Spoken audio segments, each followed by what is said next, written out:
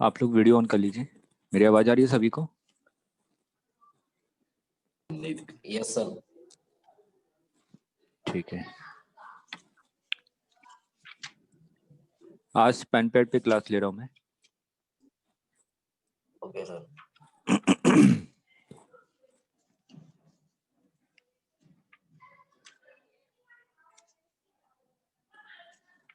कल एक्सीलरेशन के बारे में डिस्कशन स्टार्ट कर दिया था क्या? Yes sir. ठीक है। सर स्क्रीन दिखाई नहीं दे रही है आपकी। अभी मैंने शेयर नहीं किया है। Okay sir.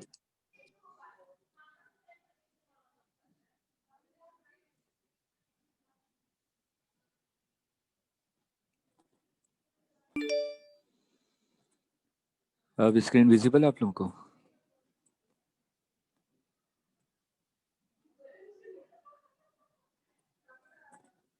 स्क्रीन विजिबल है? यस सर, विजिबल है। ठीक है।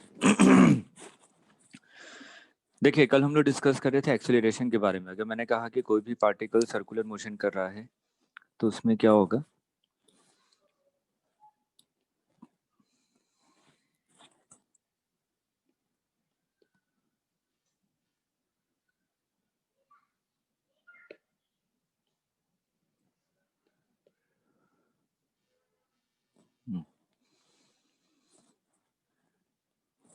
मान लीजिए पार्टिकल है, सर्कुलर मोशन कर रहा है।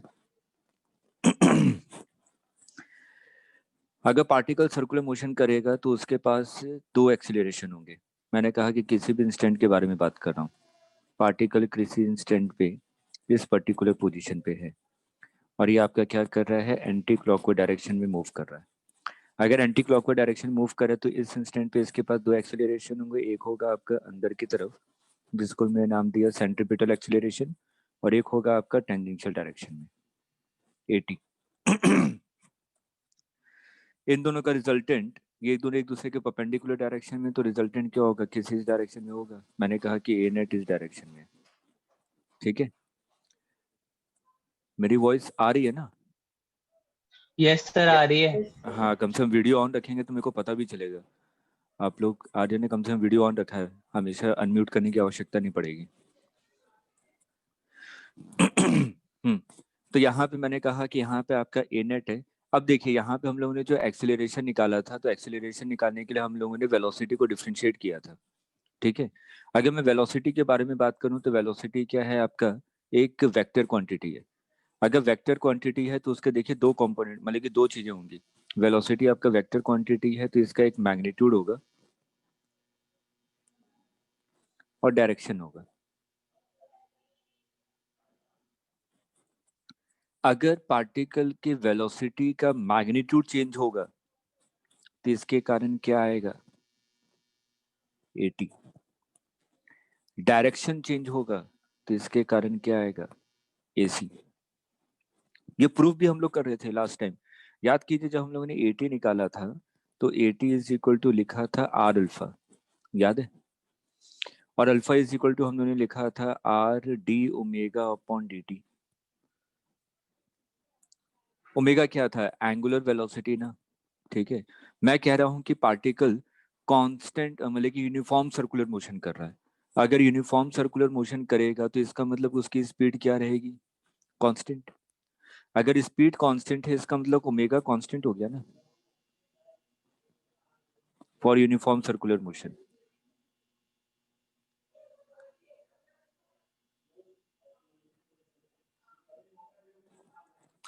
यूनिफॉर्म सर्कुलर मोशन के केस में ओमेगा की वैल्यू क्या होगी, कांस्टेंट। ये क्लियर है यहाँ तक। ओमेगा कांस्टेंट हुआ इसका मतलब AT की वैल्यू कितनी हो जाएगी,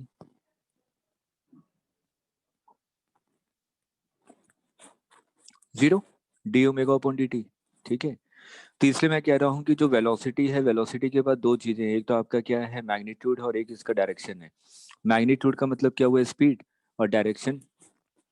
अगर पार्टिकल की स्पीड वेरी करेगी तभी क्या आएगा, AT आएगा, अदरवाइज AT नहीं आने वाला, ठीक है। अब दूसरा डायरेक्शन।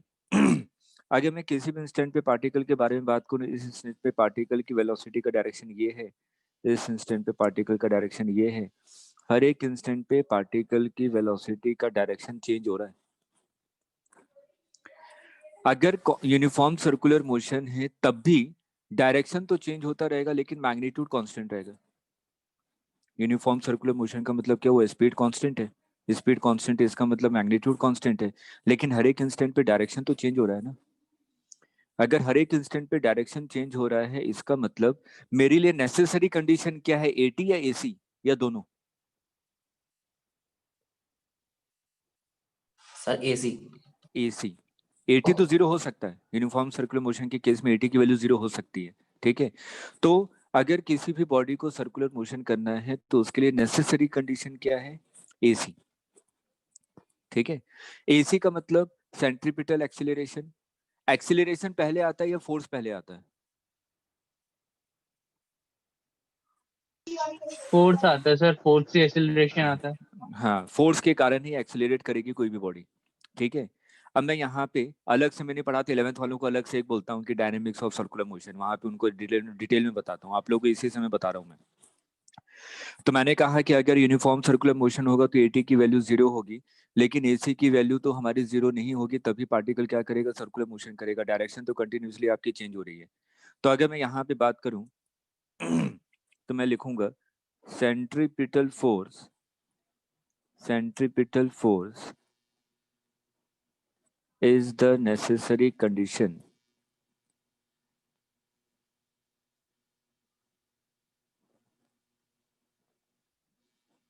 for circular motion।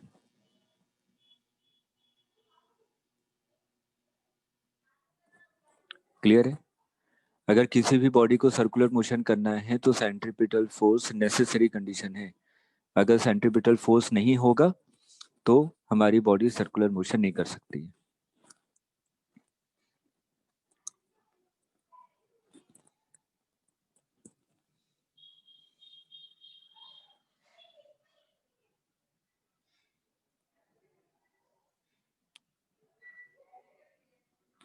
यहाँ तक क्लियर है सभी को, ठीक है।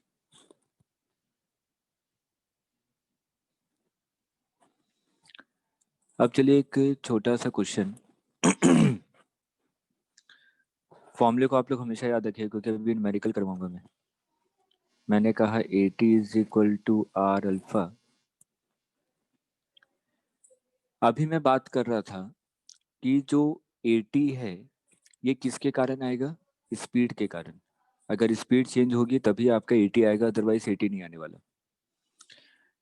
एक चीज ये बताइए, क्या मैं इसको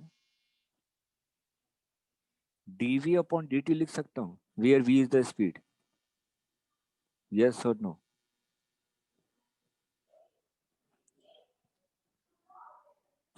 लिख सकता हूँ, सोच के बताइएगा।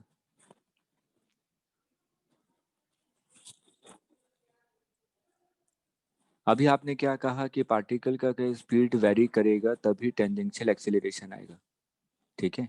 तो अगर पार्टिकल की स्पीड चेंज हो रही है, मतलब कि rate of change of speed gives 80, ये करेक्ट है, ठीक है। तो एक ये चीज को याद रखिएगा। दूसरा, AC इज इक्वल टू आपने निकाला आर ओमेगा स्क्वायर, और इसको क्या लिख सकते हैं, V²/R।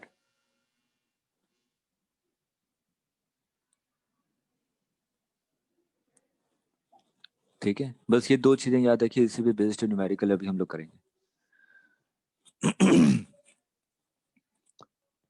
अच्छा आर्यन, ये पूछना था, आपकी मॉर्निंग में क्लास कितने बजे से स्टार्ट होती है? 8 बजे से। 8 बजे से, और कब तक खत्म होती है लास्ट क्लास? 1:15। 1:15। हाँ, क्योंकि हम लोग सोच रहे थे कि मॉर्निंग में अगर क्लास शिफ्ट कर दी जाए, ठीक है, फिर तो नहीं हो पाएगी, फिर ये टाइम ही रहेगा, क्योंकि आपकी तो परमानेंटली मॉर्निंग में है ना। चलिए कोई नहीं।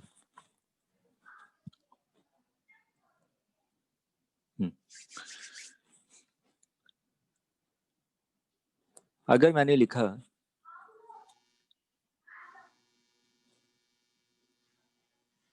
dV/dt is equal to A net, true और फॉल्स?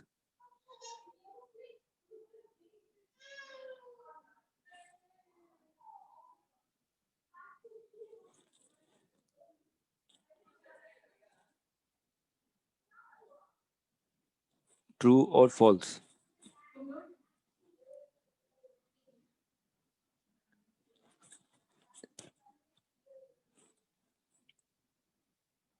सोच के बताइए, ट्रू और फॉल्स। आयुष बताइए। सर फॉल्स है सर। क्यों? सर ये तो 80 देगा ना सर। बिल्कुल सही। देखिए, वेलोसिटी का मैंने मैग्नीट्यूड लिया है, वेलोसिटी का मैग्नीट्यूड का मतलब क्या, वो स्पीड। तो change rate of change of speed क्या देता है मेरे को, 80 देता है, नेट एक्सीलरेशन नहीं देगा, ठीक है। तो ये क्या है, आपकी फॉल्स स्टेटमेंट है।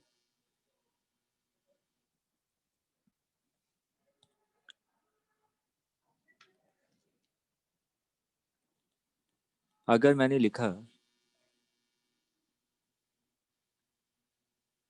A is constant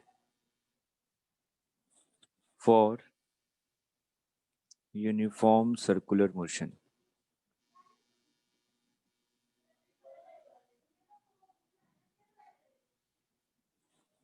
ट्रू और फॉल्स?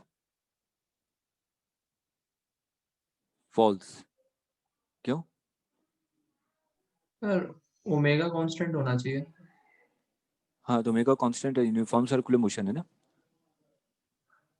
मैंने लिख दिया है, for uniform circular motion A should be A is constant, true और फॉल्स?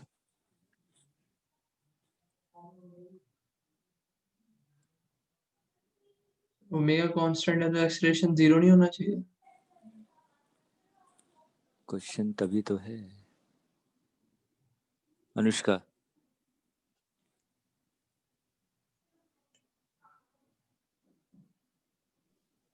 सर ट्रू है सर। ट्रू है? Yes sir. अच्छा, फॉल्स है अनुष्का? आयुष ट्रू क्यों? है। ट्रू है। ट्रू है? क्यों? लग रहा है 0 मैंने होगा अभी तो तक 0 भी आंसर, कांस्टेंट ही है। अच्छा, तो मतलब कि आर्यन और आयुष कह रहे हैं ट्रू है। आयुष, रीजन? सर जब यूनिफॉर्म मोशन करेगा तो सर स्पीड तो उसकी सेम रहेगी, मगर यूनिफॉर्म मोशन करने के लिए एक एक्सेलरेशन का तो होना जरूरी है, सेंट्रीफ्यूगल एक्सेलरेशन का। हाँ, सर तो वो तो कांस्टेंट ही रहेगा। ओके। अनुष्का आप बताइए, फॉल्स क्यों है?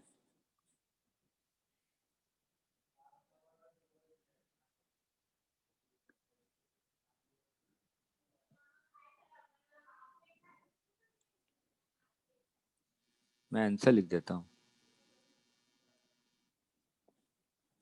फॉल्स है।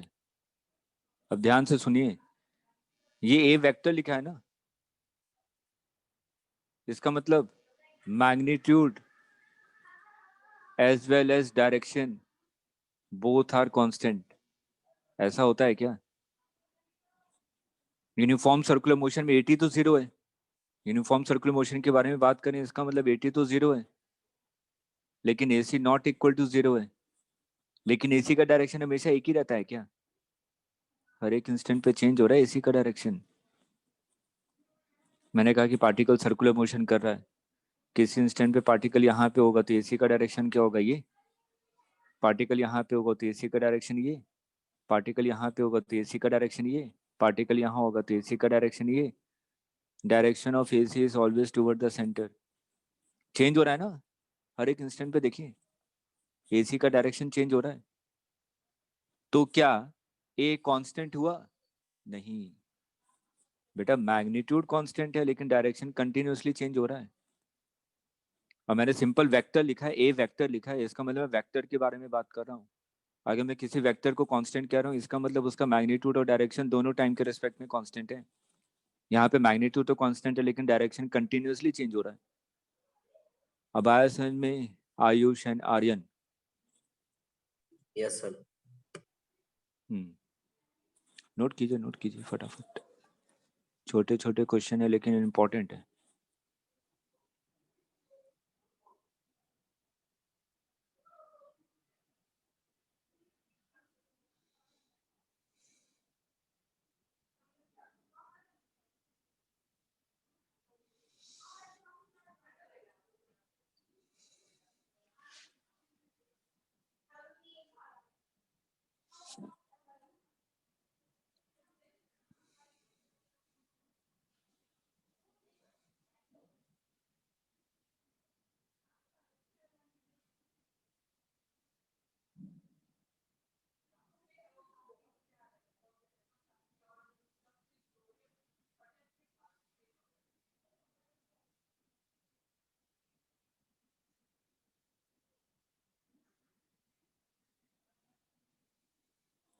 नोट कर लिया?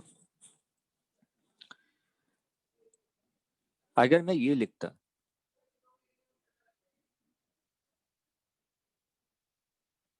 सर ये तो सही है। अब आगे समझ में दोनों में डिफरेंस।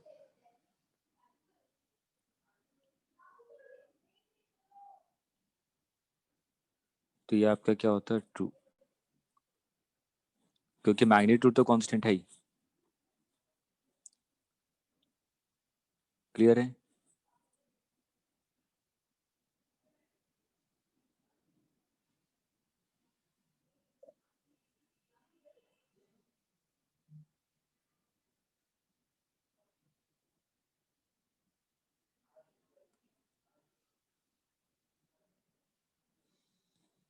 मैंने कहा कि particle anti clockwise direction move करे, 3 केस के बारे में स्टडी कर रहा है।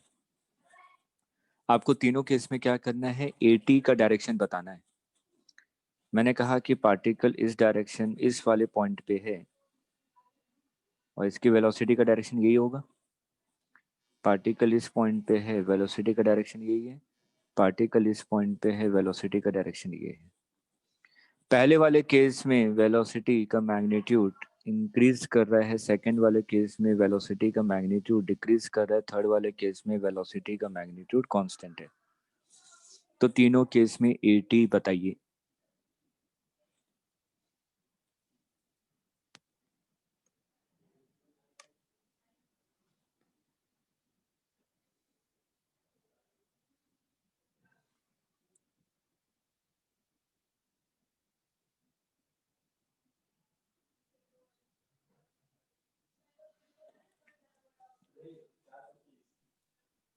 सर एक दूसरे के रेस्पेक्ट में बताना है या फिर कैसे बताना था? मेरे डायरेक्शन बताना है आपको। एटी का डायरेक्शन तीनों केस में।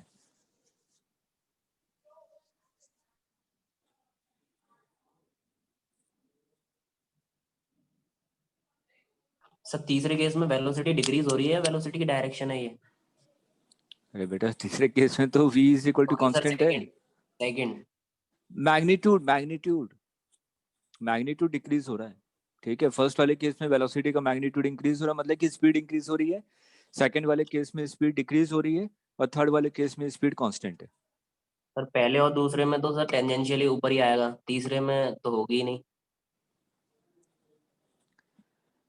पहले और दूसरे में क्या बोला? सर ऊपर की तरफ टेंजेंशियली। आप क्या बोल रही हैं अनुष्का?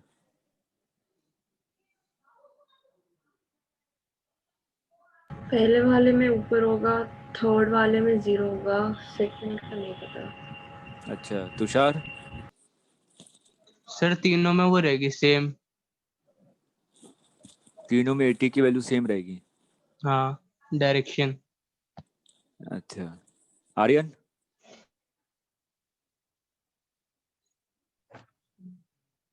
वो ही अनुष्का वाला जवाब था। अच्छा दूसरा वाला नहीं आता, तीसरे वाले में 0 रहेगा, पहले वाले में ऊपर रहेगा। सिंपल है, अगर स्पीड को इंक्रीज करना है तो 80 का डायरेक्शन सेम होना चाहिए। सेम डायरेक्शन में एक्सेलरेशन होगा तभी पार्टिकल की स्पीड इंक्रीज होती है। पार्टिकल की स्पीड डिक्रीज हो रही है इसका मतलब रिटार्ड हो रहा है, मतलब कि अपोजिट डायरेक्शन में एक्सेलरेशन होगा। थर्ड वाले केस में वेलोसिटी वाली स्पीड कांस्टेंट है, स्पीड कांस्टेंट है इसका मतलब 80 इज इक्वल टू 0। आगे समझ में? यस सर, आगे सर। हम्म।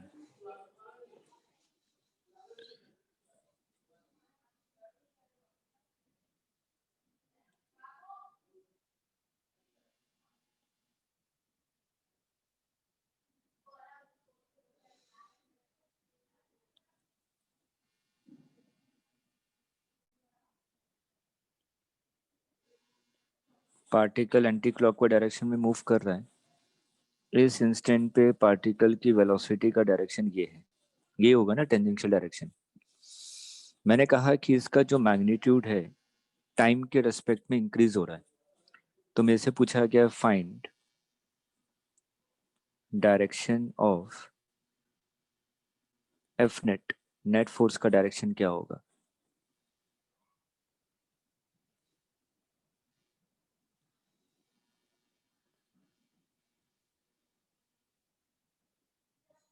One, two, three, four, five, six, seven, eight.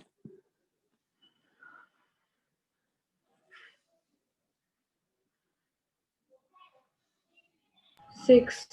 All direction. All direction six. जब 6 करेक्ट है। आयुष क्या हुआ, कल पढ़ाई नहीं क्या कुछ? ऐसा ही लगता है सर। हाँ। स्पीड इंक्रीज हो रही है, स्पीड इंक्रीज कब होगी? जब 80 सेम डायरेक्शन में होगा। 80 पता चल गया।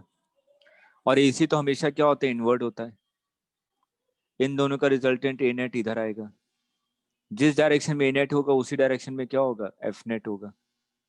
तो इसका मतलब इस डायरेक्शन में एफ नेट है, तो कौन सा है, 6। आगे समझ में?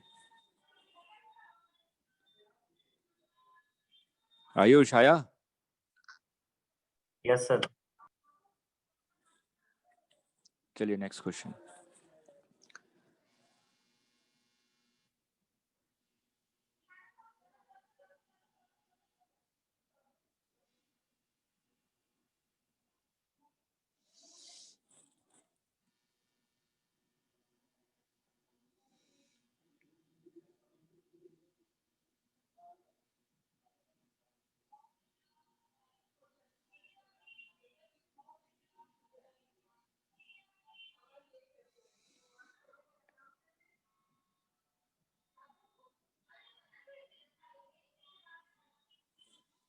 एंगुलर एक्सीलरेशन दिया हुआ है 2t², इनिशियल ओमेगा दिया हुआ आपको 0, रेडियस दिया हुआ आपको 1 मीटर, तो आपको नेट एक्सीलरेशन निकालना है at t is equal to 2 second.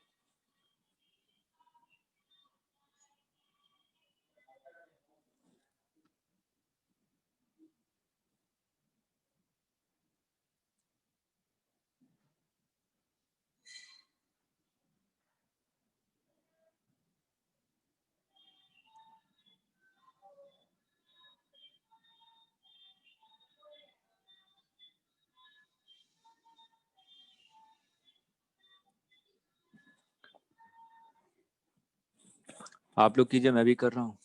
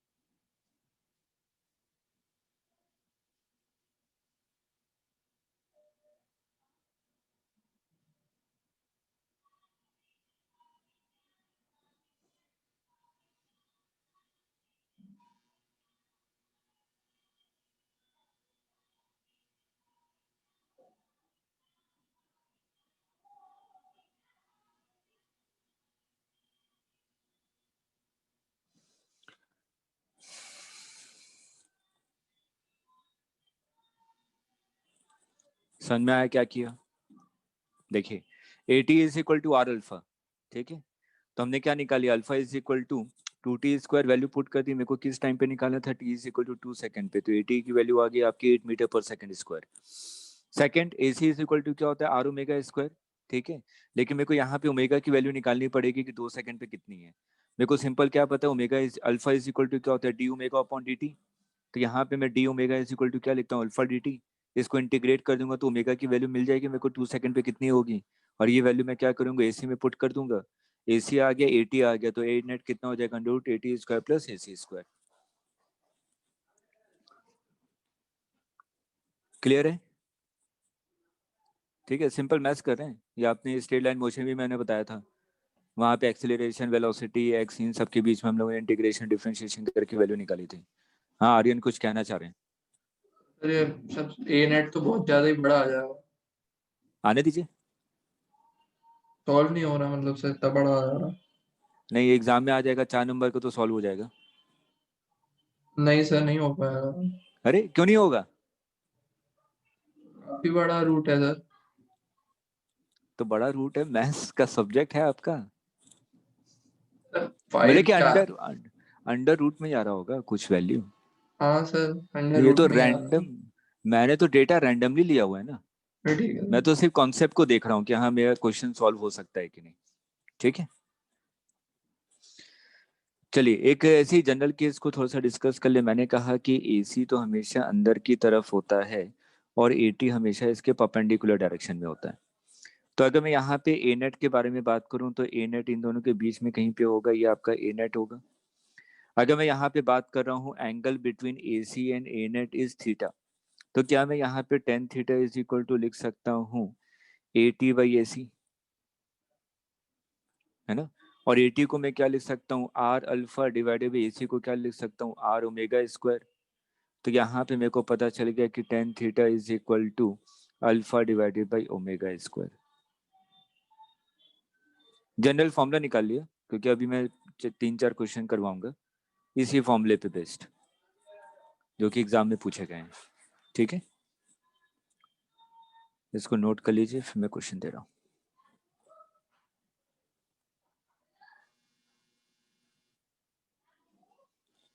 Omega is equal to 2t and radius of the circle is 2 meter. Find time when angle between AC and A net is 37 degree। Simple सा question है, फटाफट value put कीजिए, answer आ जाएगा।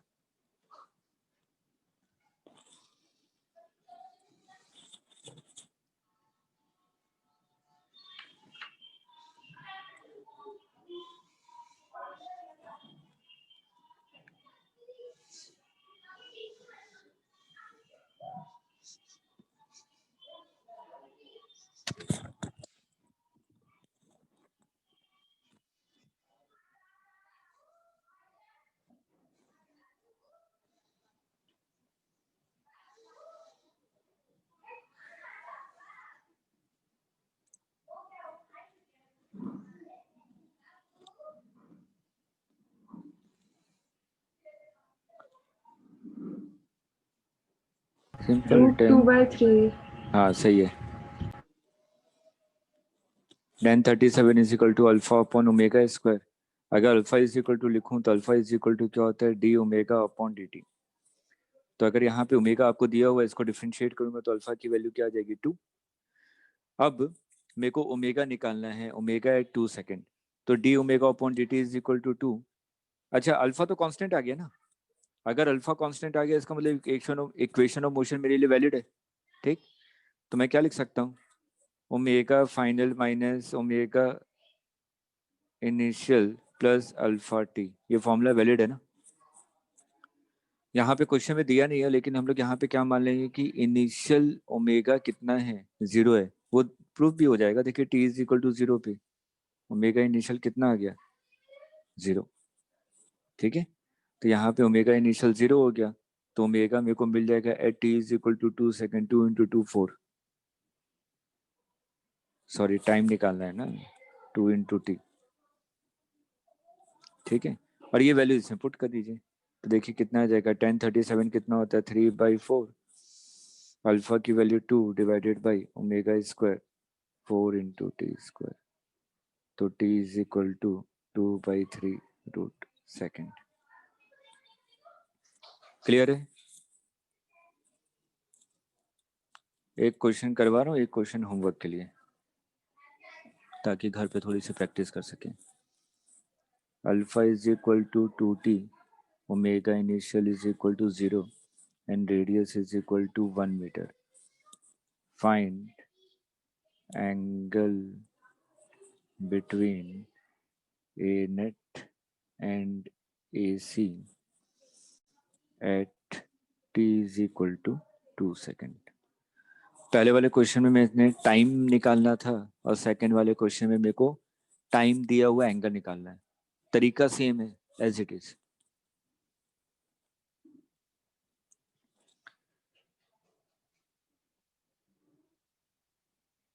Omega is equal to 2 under root theta. Find alpha as a function of theta. जल्दी से, ज्यादा time नहीं लगना चाहिए, सिंपल मैथ्स का क्वेश्चन है।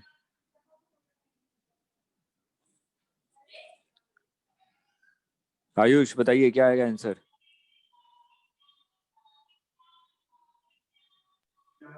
Sir alpha equals to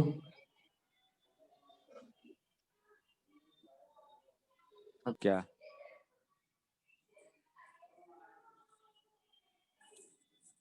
alpha is equal to क्या, गलत हो गया।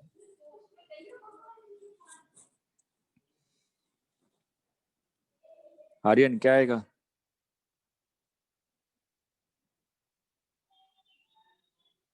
2।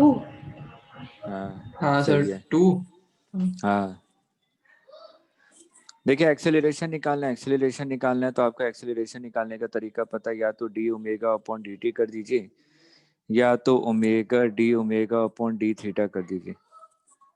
ऐसे तो कल हम लोग ने याद किया था D we upon D T, और क्या लिख सकते हैं, V D we upon D X. याद करने का तरीका बताया था ना कि कैसे एंगुलर पैरामीटर्स में लिखते हैं। तो यहाँ पे मैं कौन सा फॉर्मूला यूज करूँ, alpha is equal to omega D omega upon D theta. मेरे ख्याल से सॉल्व कर सकते हैं, मैं सॉल्व नहीं कर रहा हूँ, ठीक है।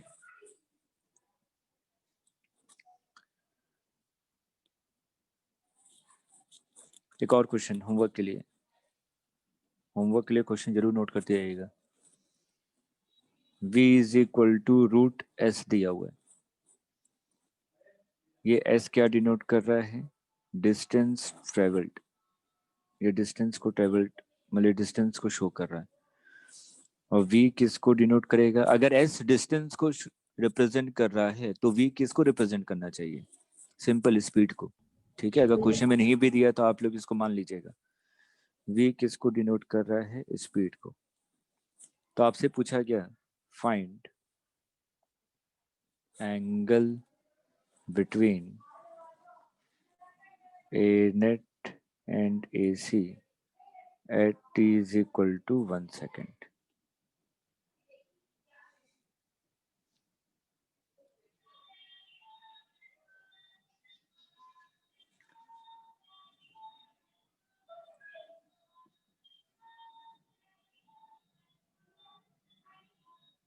नोट कर लिया?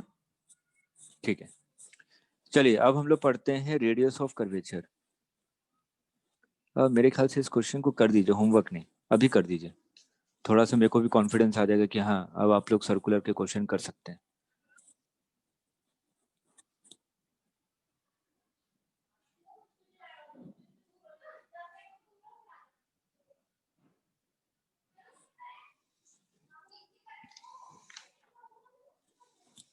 आयुष, गड़बड़ नहीं होना चाहिए इस क्वेश्चन में।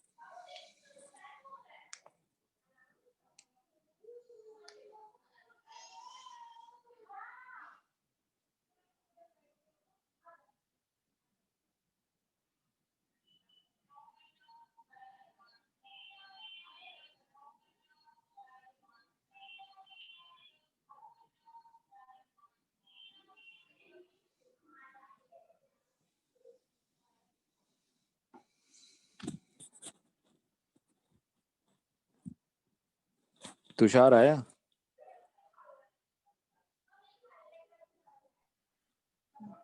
सर ए नेट तो आ गया, S/2 आ रहा है ए नेट।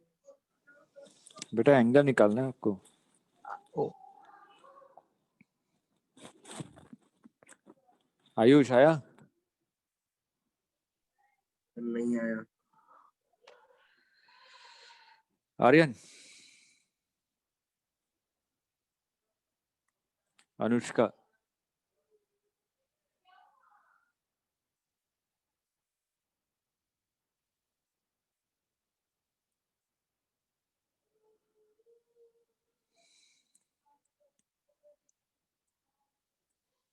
चलिए इस क्वेश्चन में रेडियस भी दे देता हूँ 1 मीटर, भूल गया था। अब आ जाएगा?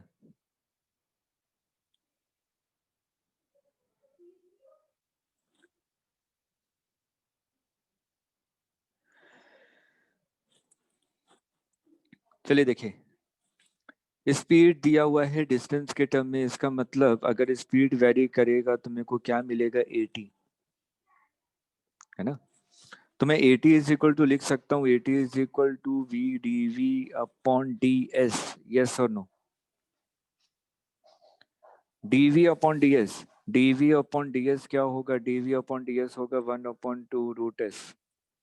ये वैल्यू यहाँ पे पुट करेंगे तो ये कितना आ जाएगा, √s इंटू 1/2 √s। तो ये कैंसिल हो जाएगा, तो ये आ जाएगा 1/2। और 80 इज इक्वल टू क्या होता है, आर अल्फा, तो यहाँ से अल्फा की वैल्यू आ गई आपकी 1/2। अगर अल्फा मेरे को मिल गया तो अल्फा इज इक्वल टू, ये अल्फा कांस्टेंट आ गया, ठीक है? अगर अल्फा कांस्टेंट आ गया तो omega is equal to omega initial plus alpha T. Omega initial कितना होगा? आंसर 2 है। हाँ, ओमेगा इनिशियल कितना है आपका, 0। तो यहाँ से ओमेगा इज इक्वल टू कितना आ जाएगा, टी। ठीक है, तो ओमेगा की वैल्यू कितनी आ गई यहाँ पे आपकी, सॉरी अल्फा टी मतलब 1/2 टी। तो ये कितना आ जाएगा, 1/2। ओमेगा पता चल गया आपको? अब क्या पता है, A C is equal to क्या होता है, आर ओमेगा स्क्वायर मतलब कि 1/4। ए टी पता चल गया, ए सी पता चल गया, तो tan theta is equal to क्या होता है, A T upon A C. A T की वैल्यू कितनी है, 1/2। और ए सी की वैल्यू कितनी है, 1/4। तो ऊपर चला जाएगा 4, तो ये वैल्यू कितनी आ जाएगी, tan theta is equal to. आगे समझ में? सिंपल मैथ्स था, ठीक है। फिजिक्स से ऐसा कोई कॉन्सेप्ट यूज नहीं हुआ, बस फिजिक्स का एक ही कॉन्सेप्ट यूज हुआ कि स्पीड दी हुई है तो मेरे को 80 मिलेगा यहाँ से, बस ये फिजिक्स का कॉन्सेप्ट है, इसके आगे तो मैथ्स थी। चलिए, आयु शायद समझ में। Yes sir. चलिए, अब हम लोग स्टार्ट करते हैं रेडियस ऑफ कर्वेचर।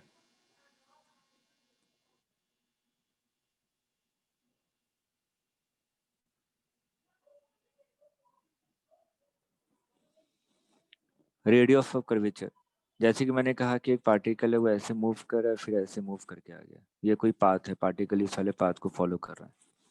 मैंने कहा कि पार्टिकल आपका ए पोजीशन पे है और पार्टिकल आपका बी पोजीशन पे है। तो अगर ए पोजीशन की बात करूं तो ए पोजीशन पे टेंजेंट को मानते हुए एक आप इमेजिनरी सर्कल ड्रॉ कर लीजिए। इमेजिनरी सर्कल ऐसे ही कुछ बनेगा। अगर मैं बी पॉइंट पे टेंजेंट मानते हुए अगर एक इमेजिनरी सर्कल ड्रॉ करूं तो एक ऐसे ही इमेजिनरी सर्कल बनेगा। तो अगर मैं ए पॉइंट पे रेडियस ऑफ कर्वेचर निकालूं तो रेडियस ऑफ कर्वेचर का मतलब क्या हुआ, ए पॉइंट पे जो आपने इमेजिनरी सर्कल ड्रॉ किया है उसका जो रेडियस होगा वही क्या होगा, रेडियस ऑफ कर्वेचर। अगर मैं बी पॉइंट पे जो आपने इमेजिनरी सर्कल ड्रॉ किया है इसका जो रेडियस होगा वही क्या होगा, radius of curvature at point B. अगर सिंपल इस वाले इलस्ट्रेशन में देखूं तो जहां पे ज्यादा बेंडिंग हो रही है वहां पे रेडियस ऑफ कर्वेचर छोटा आ रहा है। अगर मैं बात करूं ए और बी पॉइंट पे तो बेंडिंग कहाँ पे ज्यादा है, बी पॉइंट पे, वहां पे अप्रोक्सीमेटली यू टर्न है ना। तो जहां पे ज्यादा घुमाव आएगा वहां पे रेडियस ऑफ कर्वेचर उतना ही छोटा होगा। That means radius of curvature is inversely proportional to bending of curve. Clear है, लिख लीजिए।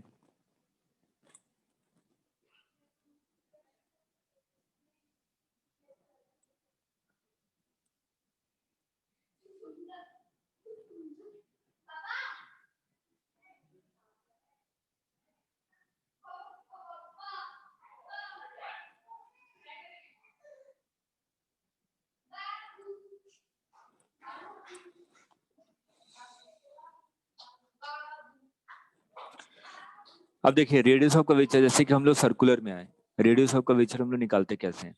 अगर मैं सर्कुलर मोशन के बारे में बात करूं तो अगर पार्टिकल आपका सर्कुलर मोशन कर रहा है,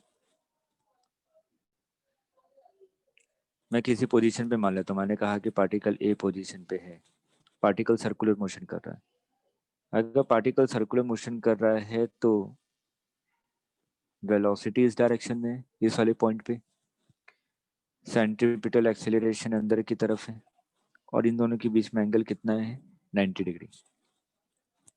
तो मेरे को एक फॉर्मूला पता है, A C is equal to V square divided by R. अगर मैं यहाँ पे आर इज इक्वल टू लिखूं तो क्या लिखूंगा, V square divided by A C. इसी को अगर मैं सिंपल रेडियस ऑफ कर्वेचर को डिफाइन करूं तो R C will be equal to V square divided by component of acceleration perpendicular to v। Acceleration का वो कंपोनेंट जो कि v के क्या है, परपेंडिकुलर है। ये मेरे को क्या देगा, radius of curvature at any point. Clear है, कल हम लोगों ने वैसे ओमेगा के बारे में बात किया था, सेम कॉन्सेप्ट से। क्लियर है यहाँ तक। आयुष तुषार आवाज नहीं आ रही है, वीडियो भी ऑफ है, तो कम से Yes, कम sir. बोलिए। हाँ,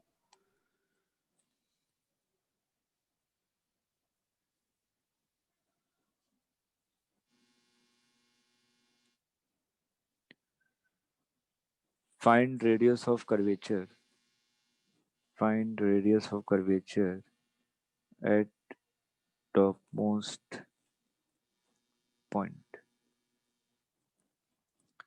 मैंने कहा कि एक पार्टिकल है जिसको आपने इस डायरेक्शन में प्रोजेक्ट किया with 10 metre per second at an angle of 53 degree. चलिए जल्दी से निकालिए।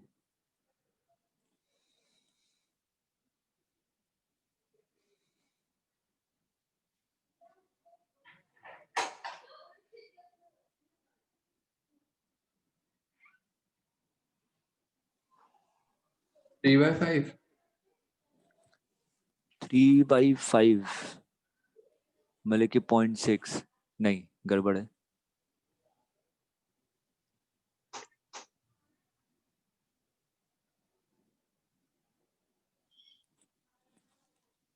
Oh, 3.6 सॉरी, हाँ हाँ मैं स्क्वायर ही नहीं करा उसका। हाँ, सिंपल है। अगर टॉप मोस्ट पॉइंट पे पहुंचेगा, टॉप मोस्ट पॉइंट पे पार्टिकल पहुंच गया, अगर टॉप मोस्ट पॉइंट पे पार्टिकल पहुंच गया इसका मतलब इसके पास तो सिर्फ और सिर्फ हॉरिजॉन्टल वेलोसिटी होगी। हॉरिजॉन्टल वेलोसिटी कितनी हो जाएगी? 10 cos 53, 3/5 दैट मीन्स 6। और जो एक्सीलरेशन है वो तो डाउनवर्ड डायरेक्शन में है, ग्रेविटी। इन दोनों के बीच में देखें एंगल 90 डिग्री है पहले से ही। तो यहाँ पे अगर मैं आरसी लिखूंगा टॉप मोस्ट पॉइंट पे, तो आरसी की वैल्यू कितनी हो जाएगी? 36 डिवाइडेड बाई 10, 3.6 मीटर। क्लियर है? चलिए नेक्स्ट क्वेश्चन।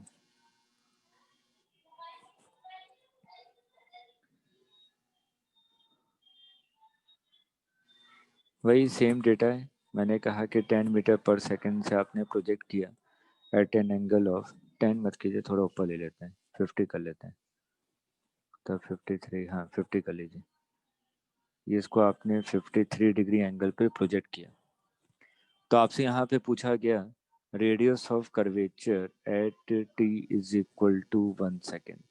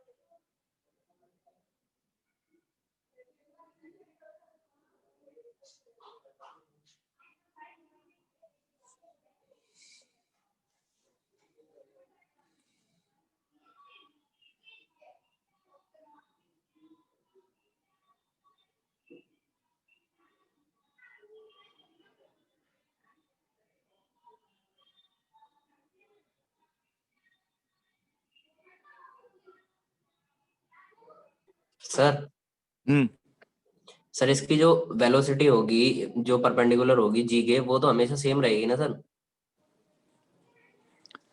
जी के मतलब हॉरिजॉन्टल कंपोनेंट। Yes sir. हाँ ठीक है। तो t इक्वल्स टू 1 पे निकालें या कहीं भी निकालें, वो तो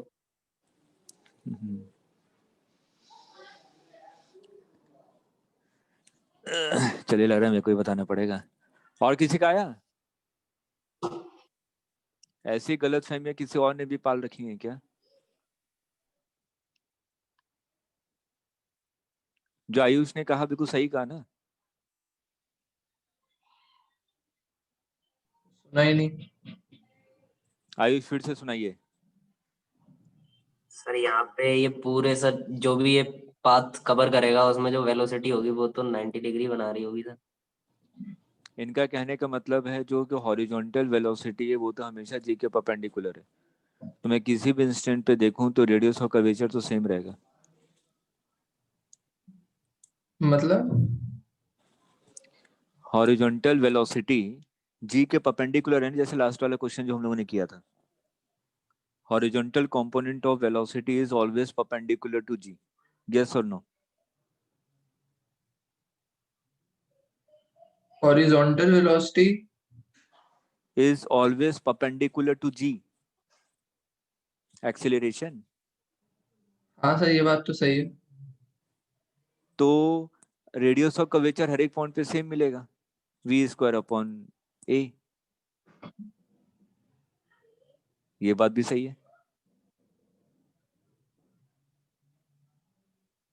है ना?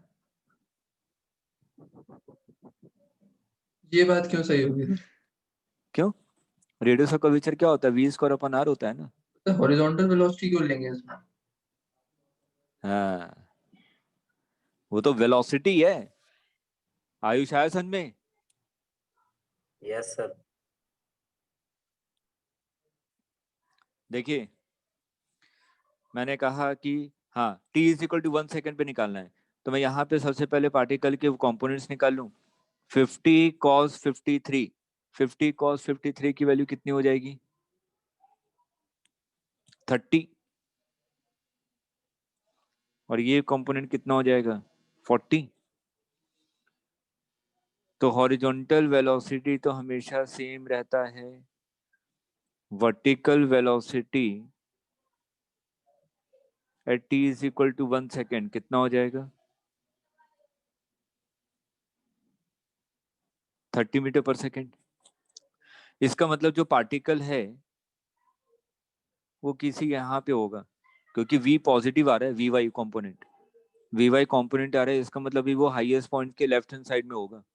ये पॉइंट क्लियर है ना?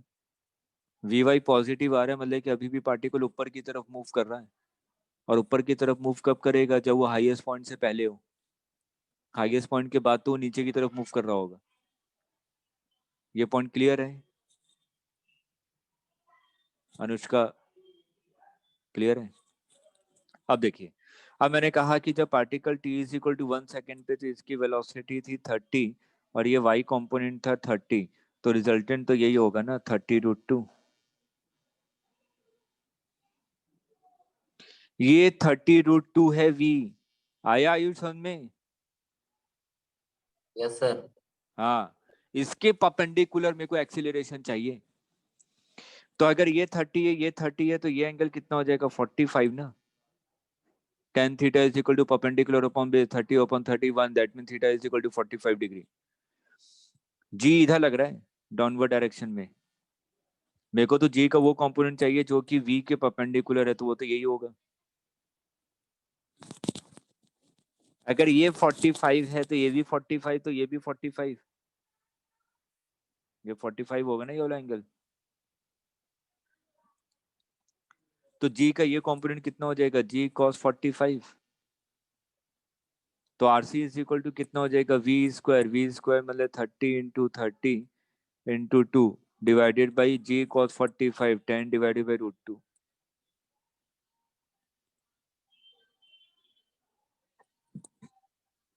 आगे समझ में? आयुष आया? Yes sir. तुषार सर एक बार वो बता दीजिए।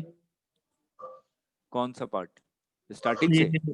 हाँ t is equal to 1 second पे आप vx निकाल लीजिए, vy निकाल लीजिए। हम लोग Yes, पार्टिकल को क्या करते हैं? प्रोजेक्टाइल मोशन में, 2 डायमेंशन मोशन में, अलग अलग डायमेंशन में इक्वेशन ऑफ मोशन लगा के वैल्यू निकाल लीजिए। तो vy Yes. Is equal to क्या होगा? uy plus ay into T. yes sir. Acceleration due to gravity हमेशा डाउनवर्ड डायरेक्शन में होता है, इसलिए ay की वैल्यू हमेशा माइनस जी लेते हैं, बिल्कुल स्टार्टिंग Yes, क्लास में sir. बताया था। तो hmm vy is equal to क्या हो जाएगा? uy minus G T. t is equal to 1 second पे vy की वैल्यू कितनी हो जाएगी? 40 माइनस 10 मतलब कि 30 मीटर पर सेकेंड। तो yes आपको sir. पता चल गया पार्टिकल के पास दो वेलोसिटी, एक है आपका 30 metre per second horizontal direction में, एक है आपका 30 metre per second vertical direction में। तो रिजल्टेंट कितना हो जाएगा? 30√2 under root A square plus B square. yes sir. तो ये एंगल कितना हो जाएगा? tan theta is equal to perpendicular upon base 30 upon 45. 30 that is 45 degree. तो ये 45 डिग्री आ गया, ये 45 आ गया। तो मेरे को वेलोसिटी के, तो एक्सीलरेशन तो इस डायरेक्शन में था, मेरे को तो ये कंपोनेंट चाहिए जो कि वेलोसिटी के परपेंडिकुलर है। आ ये गया 45 होगा तो ये भी 45 होगा, तो जी का ये कंपोनेंट कितना हो जाएगा? जी G cos cos 45। 45. Okay. अब देखता हूँ आप लोग मैथ्स कितना पढ़ते हैं, अगला क्वेश्चन डिसाइड करेगा।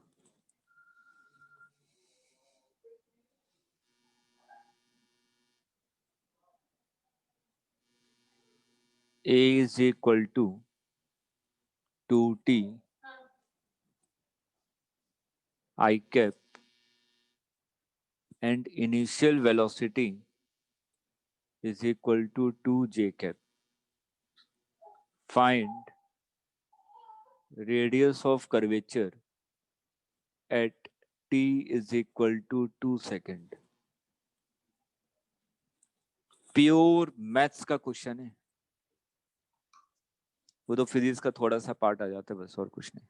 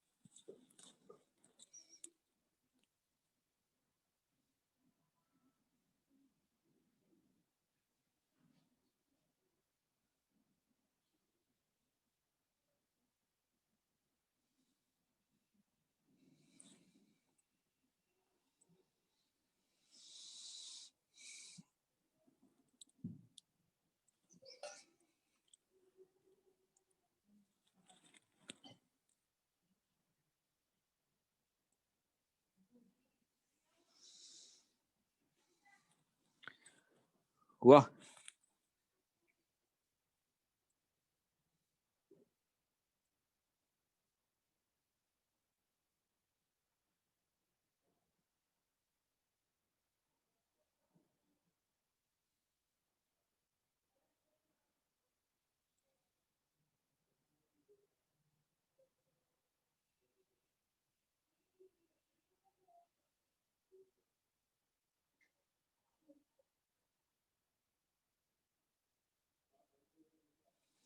आयुष हुआ? बस हो रहा है सर। अच्छा, तुषार? पूरा कर रहा हूँ।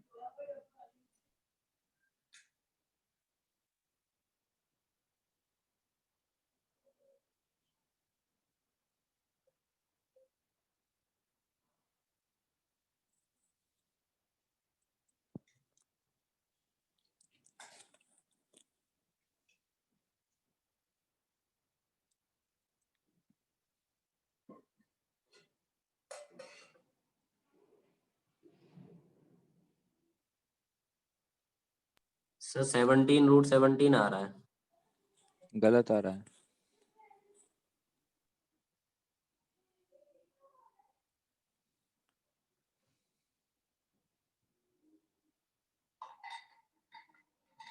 One by two. गलत है।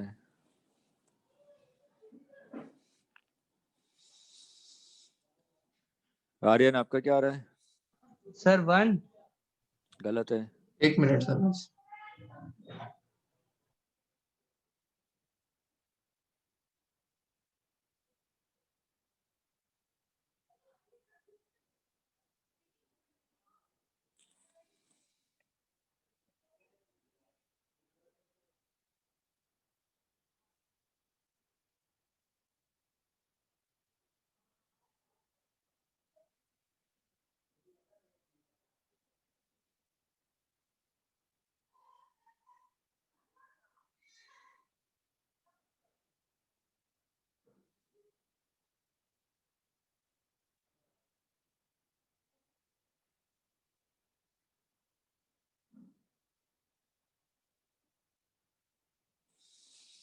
चलिए देखिए बहुत टाइम हो गया।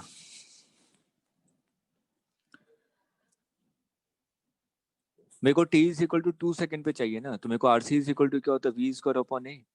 लेकिन एक्सीलरेशन का वो कंपोनेंट जो कि v के परपेंडिकुलर है, तो यहाँ पे तो सबसे पहले तो मेरे को v निकालना पड़ेगा कि 2 सेकंड पे v की वैल्यू कितनी है।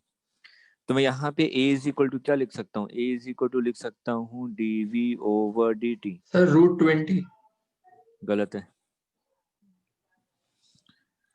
dv vector is equal to a dt। इसको इंटीग्रेट करूंगा तो यहाँ पे देखिए इनिशियल वेलोसिटी कितनी दी हुई है 2j कैप और फाइनल वेलोसिटी आपने v वेक्टर मान लिया। तो यहाँ पे लेफ्ट हैंड साइड में क्या हो जाएगा, v vector minus 2j cap is equal to a की वैल्यू कितनी थी 2t i cap, 2t dt i cap. ये कहाँ से कहाँ तक जा रहा है, 0 से लेके 2 सेकंड तक। तो ये वैल्यू देखिए कितनी हो जाए, v vector minus 2j, t का डिफरेंशिएशन सॉरी t का integration t square by 2, 2 cancel हो जाएगा, 2 स्क्वायर मतलब कि 4i कैप, ये आएगा ना। तो यहाँ से वेलोसिटी एट 2 सेकेंड आपकी आ गई 4i माइनस 2j। यहाँ तक क्लियर है।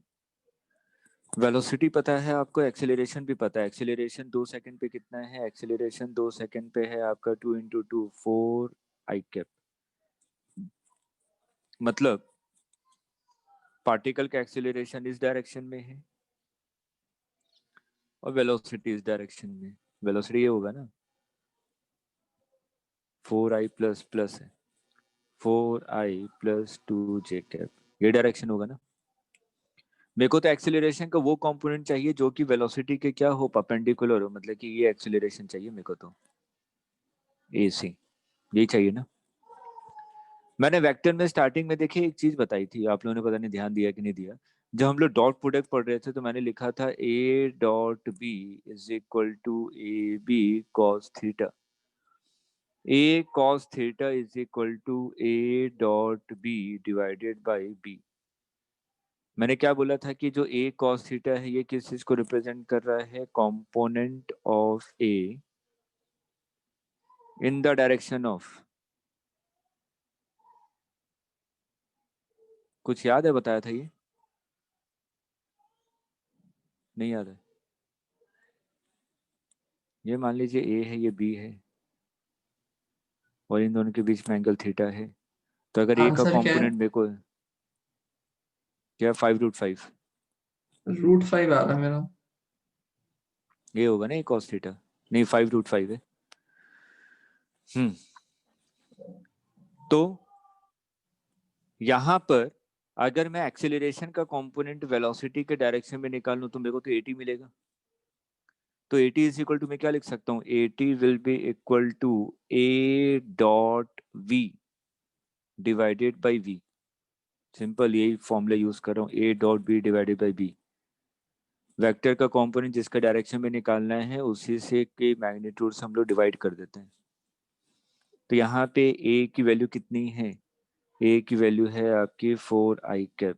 तो A डॉट V कीजिए, 4 इंटू 4 16 डिवाइडेड बाई V का मैग्नीट्यूड 16 प्लस 2 मतलब कि √20। तो ये कितना हो जाएगा 8 डिवाइडेड बाई √5, है ना।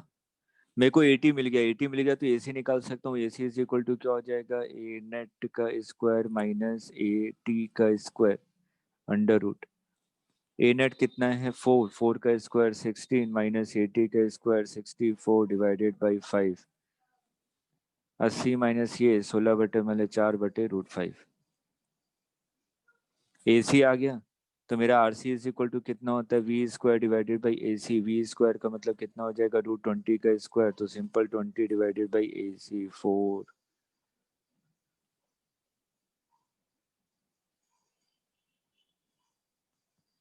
नहीं आया समझ में, सिंपल मैथ्स है बस थोड़ा सा, और ज्यादा टाइम टेकिंग भी नहीं है। अगर सभी कॉन्सेप्ट आपको पता है कैसे कैसे करने हैं तो 2 मिनट से ज्यादा टाइम ही लगेगा।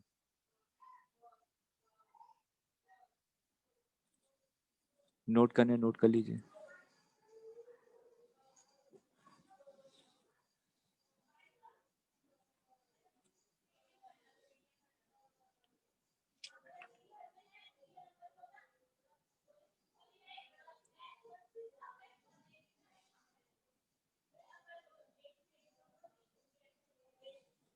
आयुष क्लियर है? Yes sir. ठीक है, नोट कर लिया आप लोगों ने?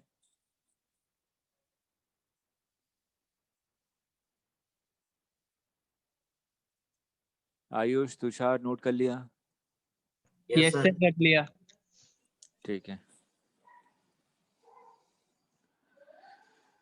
अब देखिए हम लोग इस पे न्यूमेरिकल पे आएंगे, अब सर्कुलर से रिलेटेड। पहला पार्ट हमने पहले टाइप के न्यूमेरिकल कर लिए सर्कल से। अब हम लोग इसमें फोर्स वगैरह के बारे में बात करेंगे। तो इसलिए अब हम हेडिंग डाल लेते हैं dynamics of circular motion. Dynamics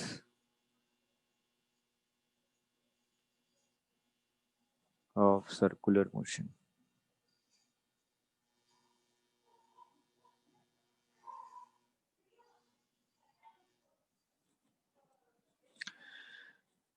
आज क्लास के स्टार्टिंग में बताया था किसी भी पार्टिकल को सर्कुलर मोशन करना है तो उसके लिए नेसेसरी कंडीशन क्या है? Centripetal force. अगर पार्टिकल को सेंट्रीपिटल फोर्स मिलेगा तभी पार्टिकल आपका क्या करेगा? सर्कुलर मोशन करेगा, अदरवाइज नहीं करेगा। ठीक है, तो यहाँ पे हम लोग बात करते हैं कि एक पार्टिकल है जो कि आपका सर्कुलर मोशन कर रहा है। मैंने कहा कि एक पार्टिकल है सर्कुलर मोशन कर रहा है। एक रस्सी है, उसमें आपने मास को हैंग किया हुआ है और मैं इसको क्या करूँ? v वेलोसिटी से सर्कल में रोटेट करवा रहा हूँ, करवा सकता हूँ आराम से। ठीक, अब यहाँ पे अगर मैं बात करूँ ये रस्सी में जिसको मास को आपने हैंग किया हुआ है और इसको आप लोग हॉरिजॉन्टल सर्कल में मूव करवा रहे हैं, तो हॉरिजॉन्टल सर्कल में अगर ये मूव कर रहा है तो यहाँ पे सेंट्रीपिटल फोर्स कौन प्रोवाइड कर रहा है? टेंशन। टेंशन। तो यहाँ पे आपको सेंट्रीपिटल फोर्स प्रोवाइड कर रहा है टेंशन। तो मैंने कहा कि टेंशन तो अंदर की तरफ लग रहा है। अब मैंने कहा कि इस इंस्टेंट पे इसकी वेलोसिटी ये है, इस डायरेक्शन में। मैंने मान लिया कि यहाँ पे जो ऑब्जर्वर है, ऑब्जर्वर इसी बॉडी पे बैठा हुआ है, इसी ब्लॉक पे बैठा दीजिए ऑब्जर्वर को। तो इस ब्लॉक के पास एक्सेलरेशन है ना, मैं कुछ देर के लिए मान लेता हूँ थोड़ा आसान करने के लिए कि जो इसकी स्पीड है वो क्या है? कांस्टेंट है। अगर पार्टिकल की स्पीड कांस्टेंट है इसका मतलब वेट इज 0। ठीक, यहाँ पे सिर्फ और सिर्फ क्या होगा? एसी, और एसी का डायरेक्शन क्या है? आपका अंदर की तरफ। अगर ऑब्जर्वर को मैंने ब्लॉक पे बैठा दिया और ये चीजों की एनालिसिस करेगा तो ये कैसा ऑब्जर्वर बन जाएगा? इनर्शियल कि नॉन इनर्शियल? ये कैसा ऑब्जर्वर है? Non inertial. नॉन इनर्शियल, क्योंकि इस ऑब्जर्वर का एक्सीलरेशन है एसी। ठीक है, तो ये आपका नॉन इनर्शियल ऑब्जर्वर है। अगर नॉन इनर्शियल ऑब्जर्वर होगा तो इसको लगेगा कि एक स्यूडो फोर्स लग रहा है, और स्यूडो फोर्स क्या लग रहा है? एक्सीलरेशन के अपोजिट डायरेक्शन में। ठीक है, और ये जो एक्सीलरेशन के अपोजिट डायरेक्शन में स्यूडो फोर्स लग रहा है एम ए सी, तो इसका मतलब एम आर ओमेगा स्क्वायर, या सिंपल कहूँ M V square by R. इसके अलावा कोई और फोर्स है क्या ब्लॉक पर? ऑब्जर्वर ऑब्जर्व कर रहा है, ध्यान से सुनिएगा मेरी बात को। ऑब्जर्वर चीजों को ऑब्जर्व कर रहा है। ऑब्जर्वर कहाँ बैठा हुआ है? ब्लॉक के ऊपर बैठा हुआ है। ब्लॉक के ऊपर बैठा है, इसका मतलब ऑब्जर्वर तो रेस्ट पोजीशन पे है ना। ऑब्जर्वर के मतलब कि जो भी एनालिसिस करता है वो हमेशा रेस्ट पे रहता है। तो ऑब्जर्वर ब्लॉक के ऊपर बैठ गया, वो ब्लॉक को ही देख रहा है, तो उसको क्या लगेगा कि ब्लॉक तो रेस्ट पे है। अगर ब्लॉक रेस्ट पे है इसका मतलब उस पर नेट फोर्स कितना होना चाहिए? 0। अगर ब्लॉक रेस्ट पे है तो उस पर अगर नेट फोर्स 0 होना चाहिए, इसका मतलब आपने क्या कहा कि T is equal to M V square by R. अंदर की तरफ इसमें लग रहा था टेंशन और बाहर की तरफ लग रहा था M V square by R. और ये जो M V square by R है ये तो सिंपल क्या है? स्यूडो है ना। ये तो स्यूडो फोर्स था आपका बाहर की तरफ। इसी स्यूडो फोर्स को हम लोग नया नाम देते हैं और कहते हैं सेंट्रीफ्यूगल फोर्स। तो अगर आपसे कोई पूछे कि सेंट्रीफ्यूगल फोर्स है क्या, तो आप कहेंगे it is a pseudo of centripetal. ये सेंट्रीपिटल का स्यूडो है। क्लियर है? तो अब आप लोग सिंपल बेसिक चीज को देख लीजिए कि सर्कल में अब हम लोग जितने भी क्वेश्चन करेंगे सभी क्वेश्चन क्या मानते हुए करेंगे कि बॉडी पे बाहर की तरफ सेंट्रीफ्यूगल फोर्स लग रहा है, ऑब्जर्वर वहां बैठा हुआ ब्लॉक के ऊपर। ठीक है, अब आगे जितने भी क्वेश्चन करवाऊंगा ये इसी कॉन्सेप्ट से करवाऊंगा, क्योंकि क्वेश्चन की एनालिसिस थोड़ी आसान हो जाती है और कुछ नहीं। अगर मैं ग्राउंड के रेस्पेक्ट में एनालिसिस करूंगा तो थोड़ी टिपिकलिटी आने लग जाती है। और हो सकता है कि ग्राउंड के रेस्पेक्ट में आप करें और कोई पैरामीटर पे ध्यान ना दे पाए, लेकिन अगर मैं ब्लॉक पे बैठ के करूंगा तो सभी चीजें बहुत आसानी से सॉल्व हो जाएंगी। आ रहा है समझ में? तो आज की क्लास में जो जहाँ पे मैं बाइंड अप कर रहा हूँ, बाइंड अप ये कर रहा हूँ कि जितने भी न्यूमेरिकल हम लोग सॉल्व करेंगे सब न्यूमेरिकल हम लोग सेंट्रीफ्यूगल के कॉन्सेप्ट से सॉल्व करेंगे। ठीक है, तो नेक्स्ट क्लास में हम लोग इसी पे बेस्ड न्यूमेरिकल लेंगे। आप लोगों का टेस्ट है परसों सैटरडे को, टाइमिंग कल इवनिंग तक आप लोगों को पता चल जाएगा। एक बार सिलेबस डलवा दीजिएगा सिलेबस तो मेरे को तो डालने की जरूरत नहीं है। सर, मैथ्स का, केमिस्ट्री का। हाँ ठीक है, मैं बोल दूंगा, सर लोगों से बोल दूंगा। लेकिन फिजिक्स में आज जहां तक मैंने पढ़ाया है यहाँ तक सब चीजें आएंगी। ठीक है, और आगे के लिए भी ये चीज को ध्यान में रखिएगा, जहां तक होते जाएंगे मैं वहां तक सभी चीजें दूंगा। जो करंट वाले चैप्टर हैं उसका वेटेज ज्यादा रखूंगा, प्रीवियस चैप्टर का वेटेज कम रखूंगा। मैंने कहा यूनिट मेजरमेंट, डायमेंशन, इन सब से अगर क्वेश्चन दूंगा तो 2 क्वेश्चन या 3 क्वेश्चन ही दूंगा। एनएलएम से ज्यादा दूंगा, सर्कुलर से ज्यादा दूंगा, क्योंकि रिसेंटली आपने पढ़ा है। ठीक है, चलिए ओके, बाय बाय। सर बोलिए बोलिए बोलिए बोलिए सर बोलिए। अगर हम ऑब्जर्वर को उस पे बिठा दें सेंटर पे तो फिर कैसे करेंगे? सेंटर पे बैठा देंगे तो सेंटर के रेस्पेक्ट में तो सेंट्रीपिटल एक्सेलरेशन लग रहा है, वो एक तरह से ग्राउंड ही हो जाएगा ना। अगर आप उसको सेंटर पे बैठा देंगे तो वो तो बाहर बैठा हुआ है, तो टेंशन यहाँ पे क्या प्रोवाइड कर रहा है? Centripetal force. सिंपल, तो T is equal to mv²/r। इस वाले क्वेश्चन के लिए तो कोई टिपिकलिटी नहीं है, लेकिन जब यहाँ पे फ्रिक्शन वगैरह सब चीजें आने लगेंगी तो वहां पे थोड़ी सी प्रॉब्लम क्रिएट होती है, अगर मैं ग्राउंड के रेस्पेक्ट में बात करूंगा तो। ठीक है, उन सब चीजों से बचने के लिए तो स्यूडो फोर्स का कॉन्सेप्ट लेकर आया गया है। स्यूडो क्वेश्चन को आसान करता है, टिपिकल नहीं करता। ओके। आप लोगों को स्यूडो का कॉन्सेप्ट बताया था कि नहीं? Yes sir. बताया था ना? हाँ ठीक है, चलिए फिर नेक्स्ट क्लास में इसका आगे कंटिन्यू करेंगे। Okay sir. Okay bye bye.